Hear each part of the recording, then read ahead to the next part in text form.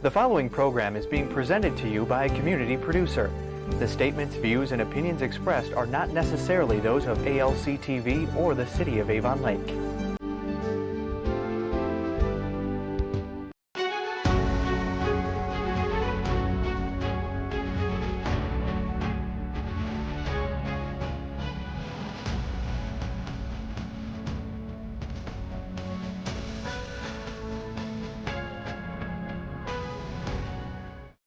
Welcome to Common Sense.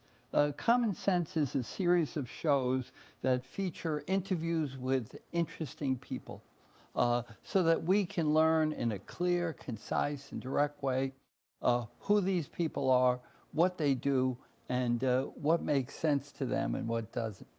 I'm Rudy Breglia, and today I'll be interviewing Dr. David Baum, head of school of the new Northeast Ohio Classical Academy. David, welcome to Common Sense. Thanks, Rudy. It's good to be back. Okay, well, let's get right into it. What's a typical day for an academy student going to look like? Thanks, Rudy. So basically our school day is 8 to 3, and we have what I call the stop, drop, and roll. Parents pull up, they drop their kids, and they roll away from us. That takes place roughly 7:30 to 8 o'clock. Okay. Then once we've got kids together, we take them into our assembly room. Okay. And we have about 20 minutes to kind of prep the kids for the day. And that includes the following. So we'll do a Pledge of Allegiance, All right. a moment of silent meditation, Okay. announcements. And then we'll kind of pivot at that point to a few other things to kind of get the kids' minds into it a little bit. Okay. Our school has what we call enumerated virtues, right? We have 10 virtues that we've said our school kind of stands for, Okay. or that informs the kinds of character development we would like to see the kids acquire. And what we'll do is choose one of those a month and foreground it so that the kids will be asked to make explicit statements about it, right? Wow. So let's say we start the year off and we say it'll be courage. It's one of our 10. Okay. So we ask the kids in their classes and just in their regular thoughts, keep your eyes out in the readings, in your own behavior, watching other people for examples of courage. And then we'll ask 2 kids a day for that month, an older one and a younger one, Okay. to come up, share with, and this will be terrifying for the kids, 350 other people, share for a couple of sentences, you know, the older kids may be a little more involved, what your thoughts are, what was your experience with this? Did your older brother do something that you thought was particularly courageous? Did you read something about it? Whatever, did you see something, on a movie or whatever got you thinking about this, and share it with everybody. And this accomplishes for us, I think, 2 things. One, an explicit statement about the virtues, so they're not just up on a wall somewhere. Kids are going to have to think about it. But the other is to have young people do what they haven't had a chance to do a lot of in the last so many years, which is to communicate in front of a large group of people their thoughts. Even little kindergartners or first graders, we want them to have some kind Valuable. of... Yeah, something like that, and just speak your thing. And then everybody will have a shot at that during the course of the year.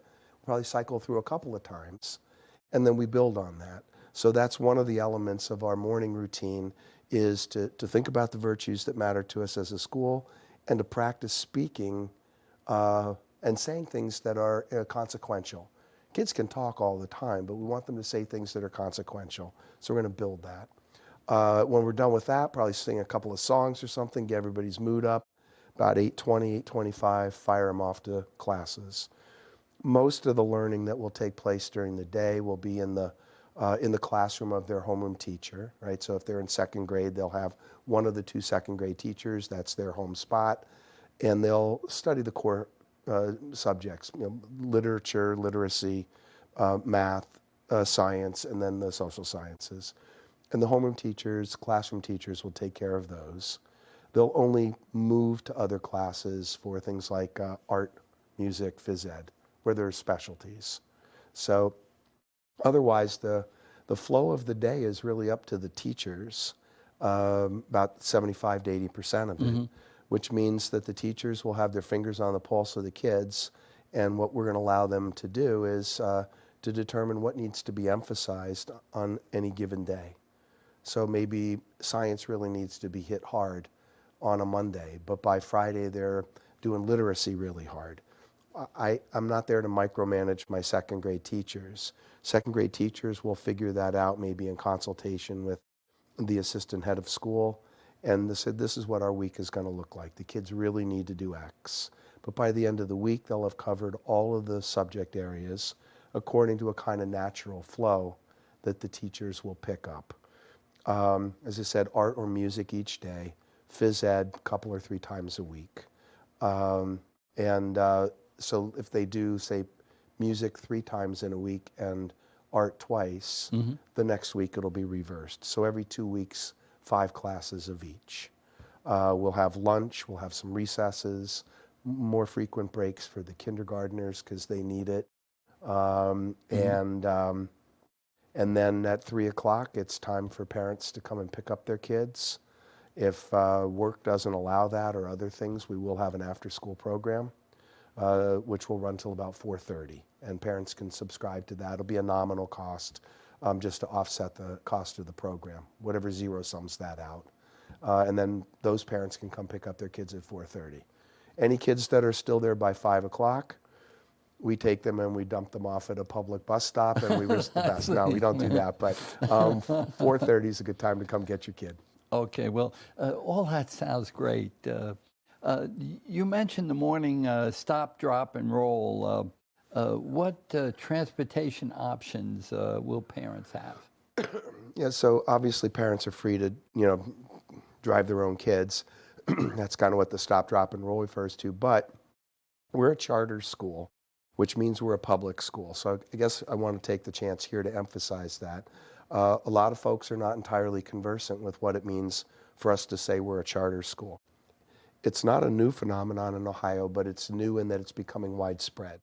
A lot of people are just finding out about it.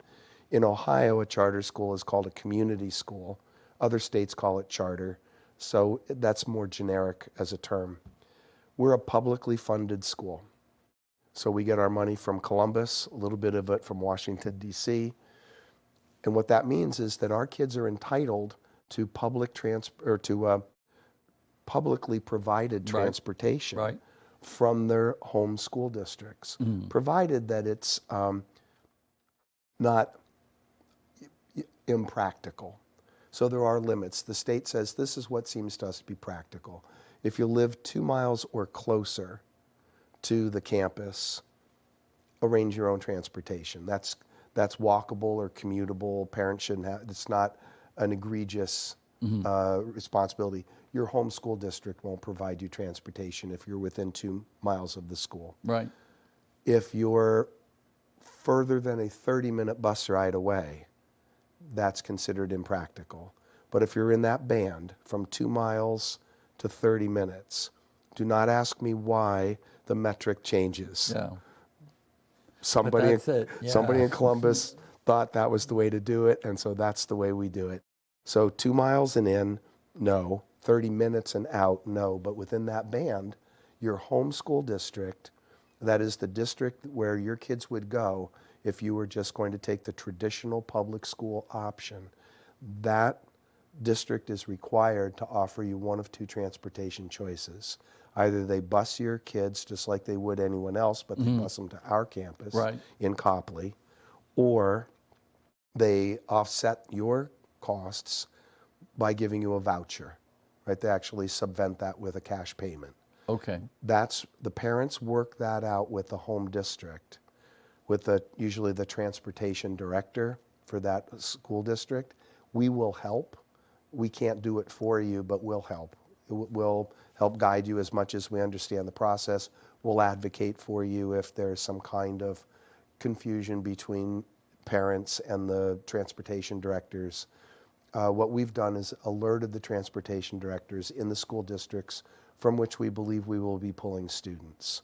So they know that we're going to be asking them for transportation for our students, and they work with us, right? Some more, some less, but they work with us. So we want parents to understand that they're not without options when it comes to transportation. And I also want to remind parents we are a public school. So we're tuition free, transportation gets provided, just as would be the case at a traditional public school. Okay. Will there be support for students with learning challenges? There will. This, of course, is both a state and a national law. We're a public school, so we'll provide the same kinds of support that any public school would provide. So in our first year, what we're going to do is to contract with an agency or a service to provide our special education needs, because I'm not really sure to tell you the truth, what kinds of needs our kids are going to have, right? So we're going to know. Right. So we're going to have an agency that's able to help us across the spectrum, and whatever it is we need, they'll be able to bring somebody in. We'll probably have on site an intervention specialist that will just be employed directly by the school to coordinate with our special ed agency. So whatever students need that's contained in an individual education plan, an IEP, if your public school offers that to you, we offer it. Understand. And and on the flip side of that, if students are what commonly would be called gifted. They're pushing the program. In the elementary school, this is often most felt by kids who are compared to their peers really out there in mathematics. That's where you can find the biggest disparity. In terms of reading skills and so forth, there's obviously going to be some, but you can have some math kids that are off the charts, right? They're like 9 years old, and you'd wonder how that brain works. So our curriculum is pretty challenging as it's designed. And we hope that most kids are going to find it to be a challenge at whatever level they are, but we will be able to handle upping the challenge for those kids Gifted kids. Yeah, for those kids that are commonly called gifted. So we'll have that program as well. Wonderful, wonderful. What role do you see for parents at the Academy? I used to joke when people say, well, Dave, what would your ideal school be? And my response always was to overachieving orphans, that would be a great school. But I've changed my mind since then, and we have a really, I think we have a high expectation of parental involvement. We'd like parents to be engaged in the school at a number of different levels. This is a brand new school, so that means that parents coming into the school are going to be able to forge a brand new parent community. Right? There's no pre-existing parent community for them to have to plug into. It's wide open. It's the same advantage that we have everywhere else. All the kids are going to be new together, so they can form their own sort of student community. We have the same situation with the staff. We would like parents to see this as an opportunity. So to form a PTA or a PTO, we're happy to help parents organize that, because we see an organized parent structure as benefiting the school and the parents. Volunteer work, we're going to have co-curriculars and extracurriculars where parent volunteerism is going to be absolutely essential. We'll have opportunities for parents to engage inside the school with their kids' day if they want to, come and do a tag along or whatever. Opportunities to do that. So we'd really love for the parents who've already enrolled their kids to become our ambassadors, right? To speak up on behalf of the school. I can tell you why I'm there, but parents are the ones dropping their kids off, right? You bet. Parents can speak to other parents about how wonderful the school is in their minds or what they're anticipating much better than I can. They've made a different decision from the one I've made. I've come to lead a school.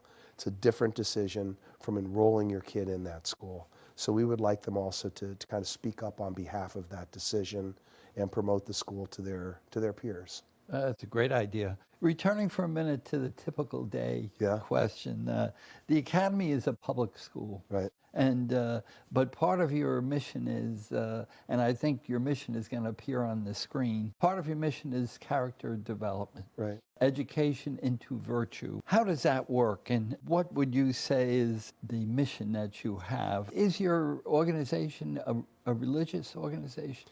It is not. We're a public school. So we are, the way all public schools are, we're secular. But I think one of the ways that we differ from a traditional public school is the way that we're going to allow ourselves and are going to be allowed by the state to talk about things that would touch on moral categories.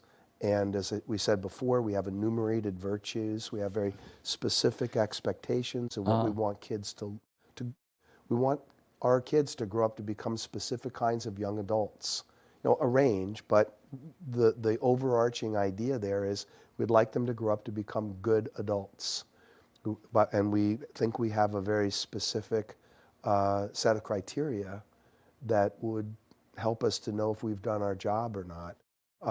We'd like them to be self-sufficient, able to take care of themselves as adults, but we'd also like them to be what I call morally autonomous, that is, capable of making their own decisions, informed by the thoughts and opinions of others, but that they can make those decisions themselves about matters that have to do with good and evil and truth and falsity. That is, to be real grown-ups, the way the founders intended us to be. Wise. And we don't believe that happens as a default option. And I think a traditional public school would probably say the same thing. Well, we would like, you know, our kids to grow up to be able to get a job and to be smart enough. And if I said one of my definitions of being a good young adult is to be a good citizen, they would say, me too. Yep, we'd like to do that. And my response to my colleagues in public education, but traditional public education, is, okay, show me how you're going to do that. What's your program look like? Because your intentions, I believe you 100%. I believe that everyone who gets into education, public or private, has the best, you know, intentions, that they want the best for the kids. There's nobody in education who's trying to do bad things to kids. Right. My question is, how do you intend to do it? And we intend to do it with a specific curriculum that promotes reflection on and examples of good moral conduct drawn from the whole Western tradition, 2,500 years. And part of that Western tradition that's important in this regard would be the Judeo-Christian tradition. There are other religious influences as well, which we'll touch on, but we all understand that that's the backbone of the tradition in terms of morals and history of religiosity and spirituality. That's the backbone. We get to talk about that, but we have to talk about it in a neutral way. We're not there to catechize people's kids. That's parents' job. Teach your children on whatever your Sabbath is, what you think is right and wrong in those absolute terms. Nothing that goes on in our school is going to undermine you. We're going to give kids a historical, literary, and philosophical, make those connections to the principal ways in which Westerners have thought about problems of good and evil, belief and unbelief, and these kinds of things. And we can do that as long as we don't take sides, and we won't. Okay. Yeah. And finally, how much does academy attendance cost? So this is, of course, For parents. yeah. So that's a trick question, of course, because it doesn't cost anything, right? So at least in terms of tuition, we're a public school. So whatever it would cost for a traditional public school, that's what it costs to come to our school, which means no tuition, but there are those extracurriculars. There are those co-curriculars, different things. And we are a school that will require uniforms, right? So let me go to that one first, because that's an eyebrow raiser for parents. Yeah. A lot of parents will think, oh, that's extra expenditure. And in some ways it is, but in other ways it isn't. You got to send your kids to school with some clothes on. Right. I believe I've checked the law on this, and that seems to be pretty clear. Yeah. And so you can send them with school clothes that you choose, with your kids, whatever, that kind of traditional way, or you can buy them uniforms. Most parents who send their kids to schools where there are uniforms say at the end of the day it breaks even, you know. And I think there's an advantage to having the uniforms. It cuts down on a lot of the kind of, you know, peripheral stuff. Right. Some of the social agitation that can go on. Kids are going to individualize those school uniforms anyway. Yeah. They're going to find ways to, you know, put themselves forward, and that's fine. There's nothing wrong with a little peacocking as long as it's within limits. But the arms race that can be school clothing, every parent knows this is a horrifying experience. I would think you would save money by having uniforms. It's possible, and I'm going to try to track that. In fact, the first few years, because parents are going to ask very pointed questions, and I'd like to be able to say, we actually have evidence that we're not guessing here. Okay. But our guess is that at the very least it'll be zero sum. Okay. So they'll have uniforms, so they'll want a budget for that. And then there are co and extracurriculars. If we have a band or we put on a musical performance, when we get to the higher grades and we're doing sports, Yeah. these are great opportunities for booster clubs and so forth to come into being, help to defray some of those costs, same as a traditional public school. So there's really no additional costs to attend a charter school from those costs that you would incur at a traditional public school. Understand. How can someone get in touch with the Academy? So we have our website, right? So that's www. And then it gets long, the neocacademy.org. And that's our webpage. And on that webpage are all kinds of different ways to get in touch with us depending on what your specific area of interest or concern is. If you want to enroll your kid, you don't need to talk to somebody, you just want to enroll. There's an enroll button, enroll now. Click on that and it walks you through it. If you need to contact someone, there's also a contact us button. And you click on that, it will tell you how to contact me with a phone number, contact the board president, contact our registrar. So there's all different ways to contact us there. Just go to our webpage and read through a little bit about us as well. It has our mission, vision. It has videos that we've done. Interview that you and I did a while ago is up there in segments. Links to Hillsdale College because we are using Hillsdale's curriculum. So if you want to see what that curriculum looks like in its totality, you can go to hillsdale.edu, click on their K through 12 link for the Barney School Initiative. Click on that and it will have it in files, all 625 pages of the curriculum that Hillsdale developed that we're using as our curriculum. Very transparent. Absolutely. So you look at that and you'll see, like, if your child's going to go into second grade, you want to know what we're going to be teaching, what books we'll be reading, whatever. You can go in and you'll be able to look across the disciplines, go through a timeline, be able to see month by month what's going to be done.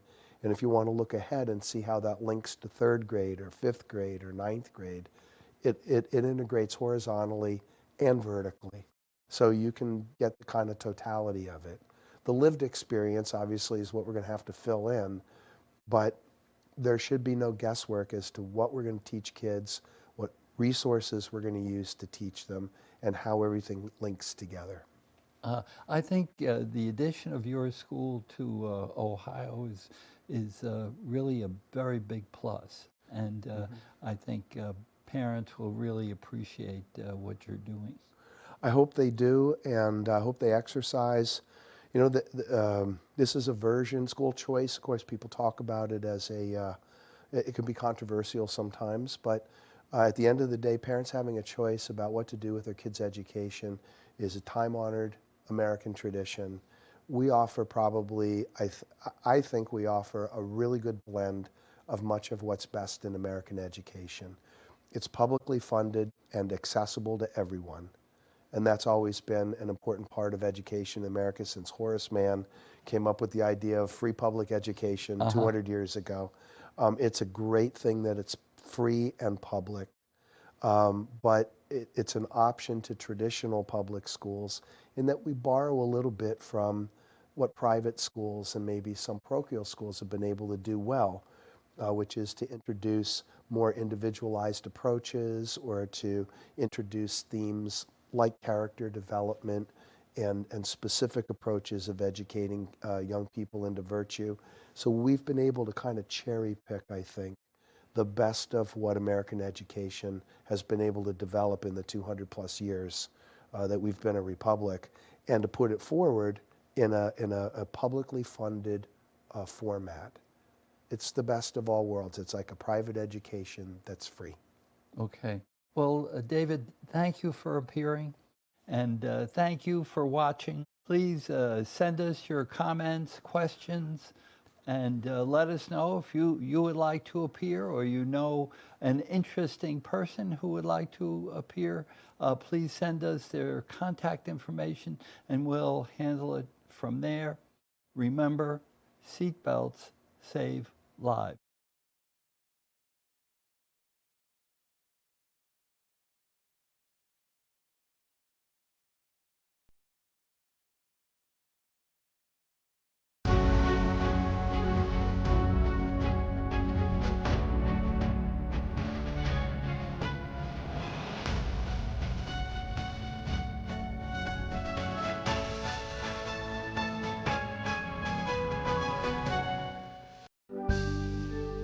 The preceding program was presented to you by a community producer.